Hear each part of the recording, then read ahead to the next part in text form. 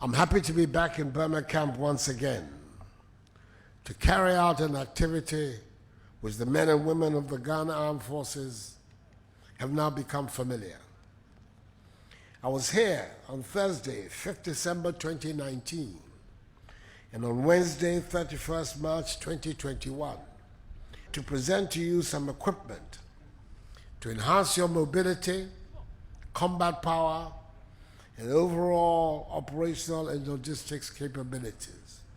On those two occasions, in total, I presented 73 armored personnel carriers, 41 Toyota vehicles, 3 water tankers, 1 self-loading recovery truck, 1 refrigeration van, and 5 utility vehicles for waste disposal and management.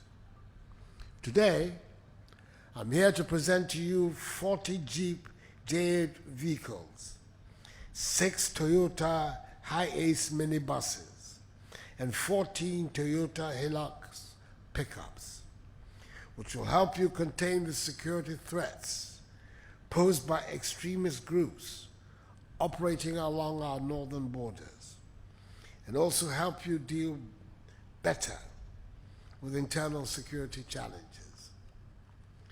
Government is constantly kept apprised of the needs of the armed forces, and as your commander-in-chief, I'm taking steps to ensure that they are met.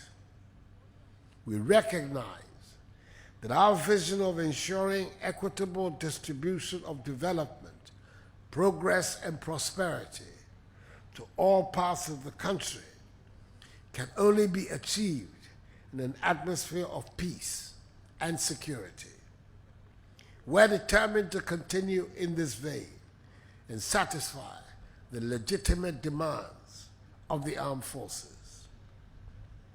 I congratulate you for your commitment and dedication in ongoing operations, especially Conquered Fist and Motherland, which are intended to create secure, peaceful atmospheres along the northwestern, northern, and northeastern borders of the nation, and to contain secessionist activities respectfully.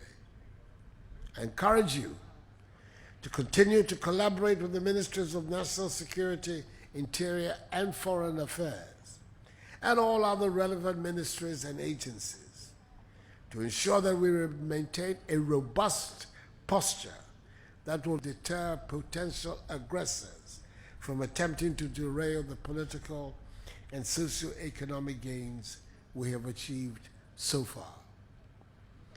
There is no doubt that your success in providing the needed all-round security in the country has been made possible through your vigilance and sacrifices, notwithstanding the modest resources with which you have to work. Ghana is forever indebted to you. Ladies and gentlemen, before making my way to these grounds, I drove through the Ghana Military Academy Infrastructure Upgrade Project site, and I'm happy to note that the project has progressed significantly since I cut the sword for its commencement on 4th July 2019. The Cadet Mess, the square, and lecture rooms are completed.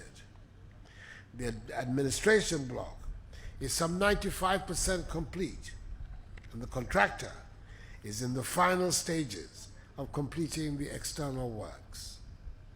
The 246 capacity cadet hospital and platoon commander's block are some 65% complete.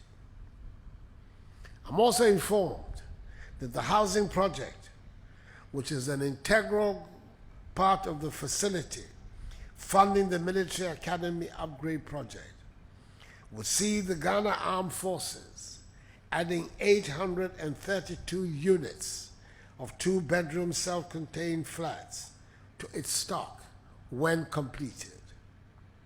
I understand that they're also at various stages of completion at 5, 6, and 6 garrisons.